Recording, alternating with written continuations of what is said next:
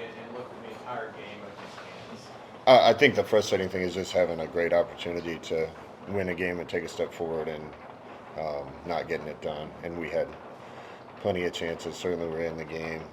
Um, there's a lot of different things that could have gone a different way to put us over the top in that one. And we got to have growth from it, but it's frustrating to let one of those go too. Scott, along those lines, you talked about this last couple of games. It's been a few plays here and there that maybe kind of swung for you guys in your favor to maybe help you guys get a win.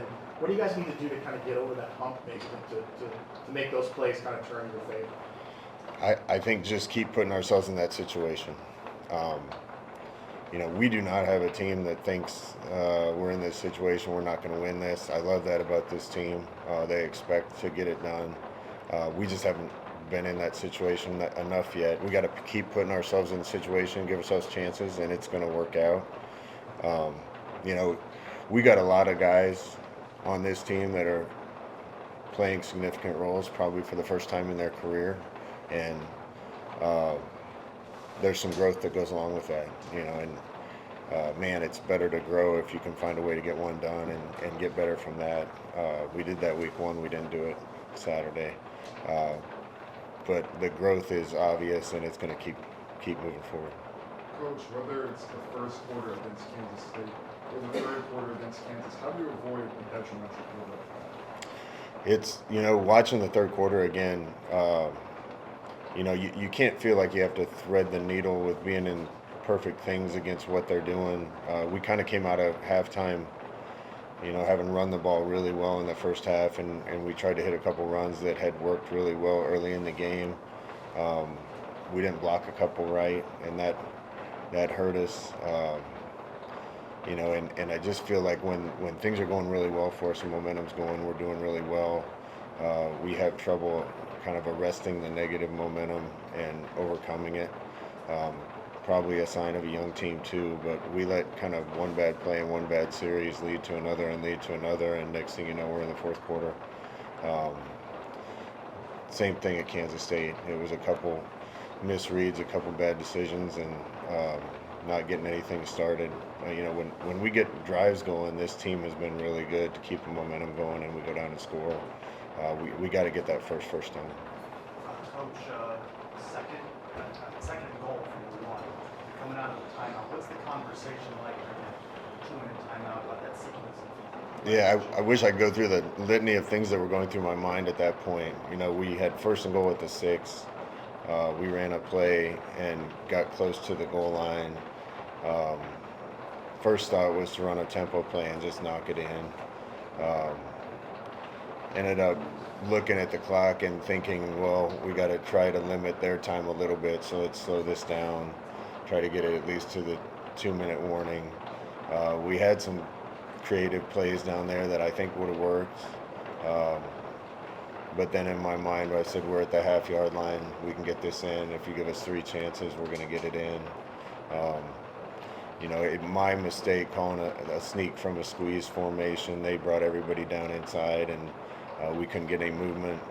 Second play wanted to get it in Miles' hands, and we didn't get enough movement. And then third play, fourth down, we were kind of, that's not where you want to be. You want to get it in on one of the other two, and that's my fault. I should have been more creative. I just, in the situation, thought from a half yard, we can run something basic, we're going to get a half yard.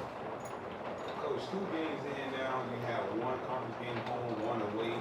What do you take so far from the Big 12, like the league? Can you feel like the intensity has increased with the conference play? And do you feel like the team has adjusted to what it truly takes to win in this conference week in and week out? Well, I love this conference. There's going to be games like that every weekend. And you look across the conference, and there are both teams with a good chance to win if you play well. And I've said it a bunch, but if we play well, we're going to have a chance to win. If we don't play well, we're not. I hope we have enough talent that there's not too many people in the conference, I don't think, that can just overwhelm us. So we're going to have an opportunity. We got to play well and find a way to win at the end. And that's not going to be our last opportunity in a game like that, because I think the league is so evenly matched.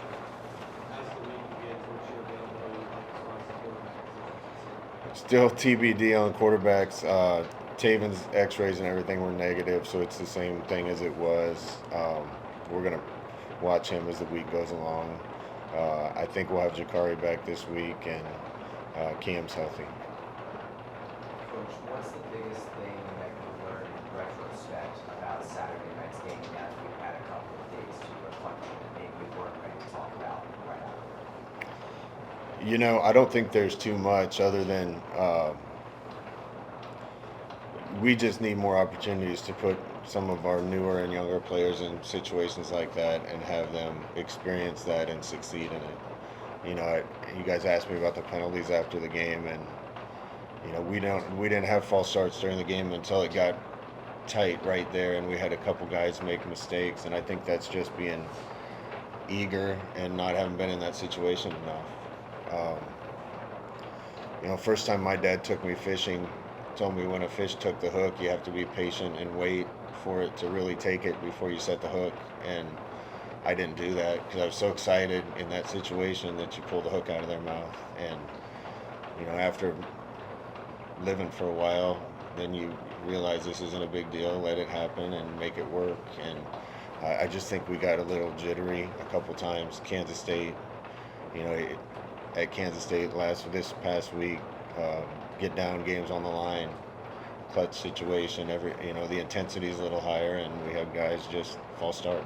And we'll keep talking to them about it, but really what it comes down to is experience, to having been there before and being in that situation and making it work, because we can't really replicate that situation. Scott, injuries happen obviously in football, but how frustrating has it been for your quarterback room to have three guys be banged up and have to kind of, you know, maybe play a little bit shifting guys around for games because of injury? It's a unique situation I've never really dealt with as a coach before, having this much change at quarterback.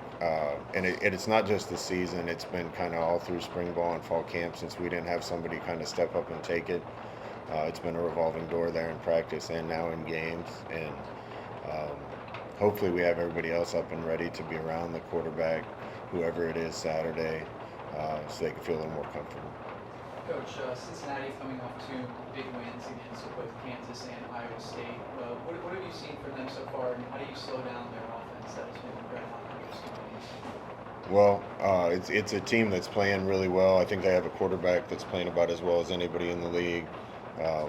They really own their system on both sides of the ball. It's impressive. Really impressive watching the improvement from game 1 to 2 to 3 to who they are now. You know, sometimes when you win a couple close games like they have lately, you know, you just get that momentum, and that's a powerful thing. But the improvement is obvious, and got a lot of respect for what their kind of season they're putting together. What's the impact of not having Horace Locke on your team? Yeah, Horace is a big loss. We're going to have to rely on some young guys again that haven't played as much to kind of fill that role, and have some other guys probably play a few more snaps.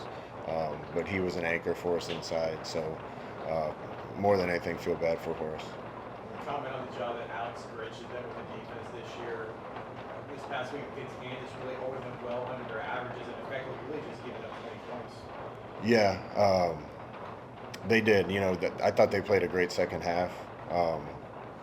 You know, Kansas was going to put together some drives. They have an explosive offense, and we held them to field goals on 2 drives to keep us in the game, even as the offense was sputtering. And if we hadn't fumbled the ball and given it to them on the one, you know, that was the difference in the game. So even at the end of the game, I thought our defense did a good job holding them to 3 and out and giving us another chance with 40 or 50 seconds left to go down and tie it up. So really impressed with defense against a good team, and they're going to have their hands full again this week. Having coached in 2 of these games, how do you view the rivalry of UCF and Cincinnati, and how it's developing? Yeah, I have a lot of admiration for both universities and the progress they've made and the climbs they've made. You know, we had our run when I was here and played them twice. And after I left, you watched Cincinnati really turn into a playoff team, and then both teams had a chance to get elevated to another league. And I have a lot of confidence that both schools eventually will have a lot of success in this league. mentioned earlier playing a lot of younger guys. As you haven't been in these first time situation roles, but one of the people who have stood out is Wade and Charles, wide receiver. Can you talk about the job that he's done, being able to step up in his role at wide receiver? Yeah, I knew we had something good with Waden right away when I saw him in the spring. That's a process and growth. He's got a really bright future, and the more opportunities he gets, I think people will start to see the type of player that he can be. Anytime you're a freshman, there's peaks and valleys, and you get impatient sometimes when you're that age. But if you stay with it and you're made of the right stuff, then things work out in the end. And I think that's the path that he's on. I kind of want to follow up on that, speaking about the young players. What's that kind of evaluation going into conference play to determine if some of these guys deserve more playing time or not, stick with the older guys on the team? Well, the more young guys we have capable of playing, the better off we are. We'd be a lot better outside at receiver, and it really goes across the board if we can rotate more and keep guys fresh. And I think there's a big speed difference at the end of games with guys if they've played 40 snaps instead of 70 snaps. So we got to do a good job managing that and making sure guys are in the game early and get the feel for the game and try to keep guys fresher for the fourth quarter. Coach, are you satisfied with the leadership in the room right now and try and send that message to stay the course here? We're really close.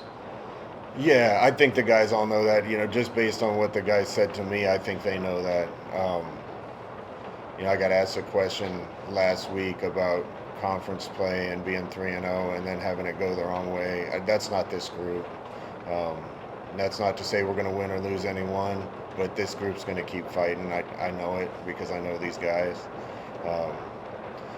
We might win this week, we might lose, and that's not going to change how we approach the next week. I think this group cares about each other, and they're going to keep fighting. And because of our inexperience, I think we're going to keep improving and have even better and better chances as the year goes along. The overall health of the team, talking about quarterbacks and losing force like that. Otherwise, how's the health of the team so far? Yeah, we have a lot of little things right now, and that's football. You look out on the field at the end of that game, and we didn't have DT out there, didn't have Marcus Berg out there, didn't have Caden Peening, didn't have Dylan Wade. That's why having guys like Waden and CJ and others is important, because those guys have to go in and perform well. Coach Beck's done a great job getting them ready. That's football. There's a lot of people that are missing players. Luckily for us, we only have one or two that's season ending. We're going to get other guys back. So want those guys in the training room to keep going, and in the meantime gives us an opportunity to get more guys playing experience. Cincinnati, what do you see from them defensively this season? The Big 12's kind of known for the 3-3 stack stuff. That's what Cincinnati does. They got some good players at every level. Really impressed with their nose guard when he's healthy. I think they got a couple linebackers that run and hit. Really impressed with number 9. The safety comes down in the box and makes a lot of tackles if you don't account for him and have a hat for him. But across the board, they do a great job running to the ball and pursuing. And there's not a lot of easy things against them. So we're going to have to earn it, and our defenses have to keep us in it as we're slogging it out on the offensive side. Thanks, everybody.